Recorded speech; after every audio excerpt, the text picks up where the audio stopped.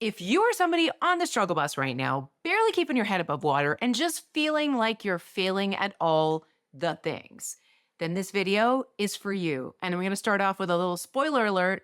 You're not a failure. And I'm going to tell you why in this video. Now, today's video is based on a viewer question, and she wrote in asking how she could go about creating systems in her life to support her extremely busy life of raising 5 children under the age of 10 and homeschooling them. So I'm going to read her question first so you have a sense of the struggle that she's going through, which I'm sure a lot of you can relate to. And then I will break down what's really going on and how she can go about tackling this issue of feeling like she's failing at everything. So by the end of this video, not only will you have a better understanding of why you feel like a failure, but you're really not, also, I'm going to give you some tools to help you manage your time and energy a little bit better so you can be very intentional about the things that you choose to show up for in your life and do them as the awesome human that you are. But before we go there, I just want to welcome you if you're new. My name is Karen McGill, and I'm an ADHD coach and creator, and I am here for the busy, ambitious brains who want to get schnizzle done, but often get overwhelmed and feel like they're failing. So everything on this YouTube channel and on my website is designed to help ADHD adults thrive either as entrepreneurs or just as the awesome humans they are in life. So whether you want to move from distraction to action to follow through on your juiciest goals, or you want to dive into Notion, which is my favorite productivity software, and just find out all the amazing things it can do to help you stay organized and on track, we'll link them all below. So on that note, let's keep going.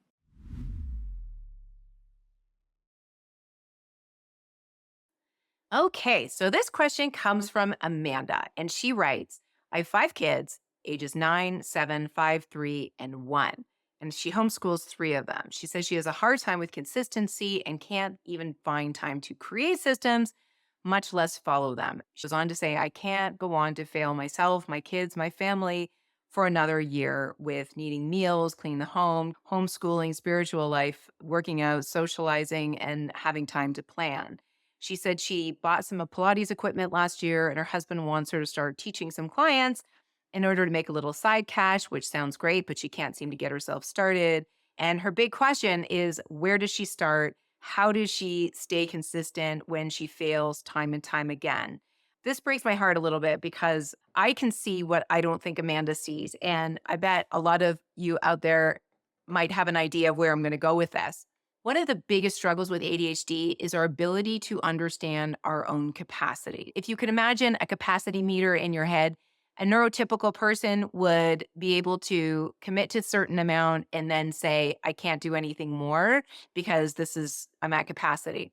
Whereas an ADHD person, because we're very prone to bright, sparkly things, because we're people pleasers, because we want to do all the things, we say yes to all the things and we commit to all the things. And we have an expectation that we'll be able to do all of the things because our capacity meter is broken. What I don't think Amanda is putting into perspective is that with 5 kids, 3 of whom she's homeschooling, she's probably working the equivalent of at least 1, maybe even 2 full-time jobs. I'm assuming she doesn't have help, but if she did, great. I hope she does. But if she doesn't, then everything that she's doing probably takes at least 80 hours a week. I'm just making a guess at that. But the only way that Amanda can find that out is if she does what I'm going to recommend doing. And that is to measure exactly how much time her non-negotiables actually take. Now, when she does this, first of all, it's going to become very clear of how much work she's actually doing. Then it's going to also become very clear that she doesn't have a lot of extra time in her life to do other things that she's currently shaming herself for not doing right now. And it's also going to become abundantly clear that she's not failing, she's just overcommitted. So, with that said, here's what I would recommend doing, Amanda. Grab a piece of paper and write down what your big rocks are. Big rocks are like those non negotiables that you have every morning, getting your kids up, getting them dressed and fed and ready for homeschooling or going to school.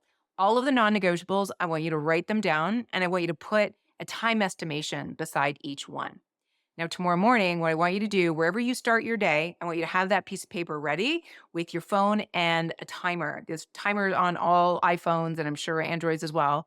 And when you start your day, I want you to hit the timer and I want you to start timing exactly how long it takes you to complete all of those big rocks and have a definitive end time, like from the point where My first child is up to the point where they're all sitting down for homeschooling. I believe it takes me 2 hours. And then I want you to actually go through that and see how much time it takes. And maybe you're right, but I suspect you're probably off in terms of how much time it takes for all of these things to actually complete. And I think that, for number one, is a very common thing for ADHDers because of time blindness. We are not able to digest the passage of time like the average neurotypical person does. So, very often when things take longer, we think they're taking longer for us, but they're not. They just take longer than our expectation. Because again, expectation is part of that capacity monitor that's a little bit broken. And now we've got our internal time clock, which is also a little skewed. So we are saying yes to too many things. We're expecting that they won't take as long as they do. And then as a result, when those two outcomes don't happen as you expect them to, that's when the failure and the shame starts to happen. So, really, these are logistical issues that you're having, more so you being a quote unquote failure. So, I would recommend that you do that with each chunk of your day, the morning, the afternoon, and the evening, until you have a snapshot of exactly how long it takes you to complete all of your non negotiable in an average given day. And if you realize that it takes longer than your expected amount, then you can start to see realistically that in order for you to add in all of these other things that are part of the expectation you have for yourself of working out and seeing your friends and having a spiritual life, all of those things, if they're important to you and you want to bring them into your life, then something needs to change. But you can't look at it through the lens of, I'm a failure and that's why this isn't working. You got to look at it through the lens of what is working about the schedule, what's not working about the schedule, and how can we change things. So, what I would recommend, once you know exactly how much time it takes for you to complete all the things you need to do in a day, write it down on a master calendar, like a master week long calendar. So, you have a week spread of what your week looks like every week. And I would recommend, and I will even go find something and link it below, that you can put on your fridge so that everybody sees it. And it's in bright, bold colors of what time we wake up at, what time we have breakfast at, what time we start school at, what time dinner, bedtime, all of those things are at, and have the blocks of time where you are committed. And that's not only going to keep you aware of how much time you have in a day to get everything done, but it's also going to keep your husband aware. And there was a comment that you put at the end of your comment about him feeling like at the age of 40, you should have your life together.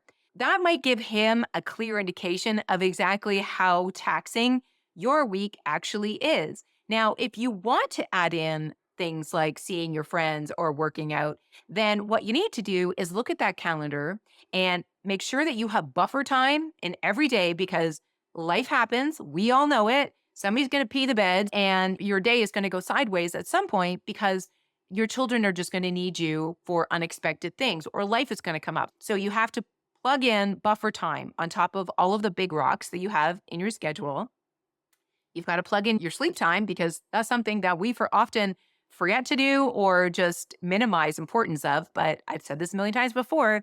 If you are getting poor sleep, your ADHD symptoms will be on level 10. And the more sleep you have, the less your symptoms will show up. So if you want to follow a really good schedule, you've got to have your sleep schedule dialed in. So put that on your calendar as well.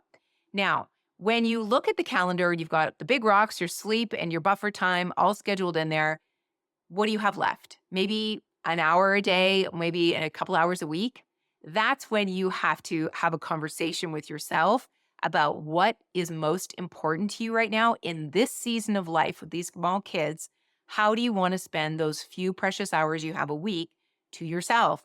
Is it working out? Is it seeing friends? Whatever fills your cup is what you want to spend that time doing. Now, in terms of the Pilates business, I think it's great to have an aspiration to start a part time job, but I would not do any of that until you looked at your calendar and this schedule for your week, because that's going to indicate how much time you have towards starting a business, getting it set up, and managing the day to day. When you think about it, when you start a business, it's not just putting a shingle on the wall, it's marketing, it's bookkeeping, it's getting insurance, it's creating a schedule for your clients to book appointments with you, it's some sort of a payments system, all of those things that need to be set up and maintained that are going to take at least a couple hours, if not more, throughout the week. On top of that, with a Pilates business being a service based business, you are trading dollar for hour, which means you've got to set up time for running your business and then you've got to set up time for teaching Pilates. And when you say you have equipment for Pilates, I'm making the assumption that you have one reformer system so you could potentially do one on one clients as opposed to a group classroom. How much would you have to charge per client to make that hour of teaching, along with all of the other time and energy and expense that are involved in starting a business? How much do you have to charge that client in order to make the rest of it make sense? So, with that said, it's really important to look at these things and ask these questions so that you are coming at this rationally as opposed from a place of I'm not doing enough or I'm failing. Because the reality is that a woman with 5 kids, 3 of whom are being homeschooled, is a superwoman for doing just that. If you are keeping your children alive and educated, then you are doing so much already. And all of these other things that you could be doing, you probably could do them. I have no question that you have limitless ability to do whatever it is you want to do.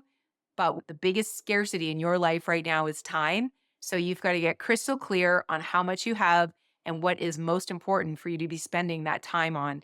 And I hope that some of that time is spent on you and filling your cup and making sure that you have the energy that you need to go through your day. Now, the question that you asked me, now that we've gone through all that, is how do you set up systems for consistency or routines for consistency?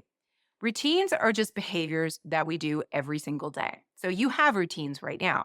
You may not like the way they are going, but you have a routine just like I have a routine, just like everybody has a routine, right? And when we think about an idealized routine of what we would like things to be, very often it is a far departure from our current routine. So the first thing to remember is that you have a routine. The second thing to remember is that if your ideal routine is very different from the current one, then change has to be small and incremental because your routines and your changes that you make impact, I have to do math in my head here, 6 other people in your family, your husband and your 5 children. So, what I would recommend is having a conversation as a family about what the roadblocks are to moving towards a more calm or peaceful or whatever kind of routine it is that you want. So, you trying to do this alone is not going to work. You have got to have family buy in, which is why I love that idea of the calendar on the fridge. Swear I'm going to Amazon right after this and I'm going to find something. I'm going to link it below for you. Start there and also look at it as small chunks. So, getting your family together, what needs to change about our morning routine? What does everybody want out of the morning routine? And remember that your routine has to work in concert with 6 other routines, and they're all going to look very different because your 9 year old's routine is probably very different than your 1 year old's routine. I'm sure I'm not telling you anything you don't know, but what I want to remind you of is the complexity level of making even small changes in your family is going to take a lot of time and attention. And the more buy in you have from the people in your family, the easier it's going to be. But all of this starts with self awareness. And this is part of the model that I shared a few weeks ago. I'll list it up here, and it is my ADHD framework for success. It's a flywheel that starts with self awareness, and your self awareness is going to come from understanding how much time you have in a day versus what the expectations are of you as a mother of 5 who homeschools. So, once you are fully aware of what your time commitments are, then you go into lifestyle design. What can you change or adjust? What small adjustments and changes can you make to design your life in a way that supports you a little bit better? And with that, I always encourage ADHDers to look at their external environment first because our short term memory is never usually fantastic. So, whatever you want to remind yourself in terms of changes in your morning routine, you want to have reminders on the fridge and reminders by your bedside and reminders by the kids' bedsides. Get everybody involved in it, but reminders outside of your head because they will not be retained in your head and start there. The next part of that flywheel is energy management. Let those changes take hold over a week or 2 weeks or 3 weeks and then start to assess it from an energy management perspective. Is the energy in your house more the way you want it to be, or is it further away from the way you want it to be? So, energy management is the way that you want to look at the success of your lifestyle design. And once you have that energy management going in the right direction, doesn't have to be perfect, then you'll have a new level of self awareness where you can start to continuously see where you can make changes in your family's routines and then make the lifestyle adjustments and then again measure the energy output from that. So I hope that framework gives you something to think about in terms of your own routines and how to build them mindfully. The most important thing for you is going to be a big calendar on the fridge so that everyone knows how jacked mom's schedule really is and that they need to pull the weight as much as they can and that you need some time to yourself to fill your own cup and manage this wonderful family that you have. I hope this was helpful and I'll see you in the next video.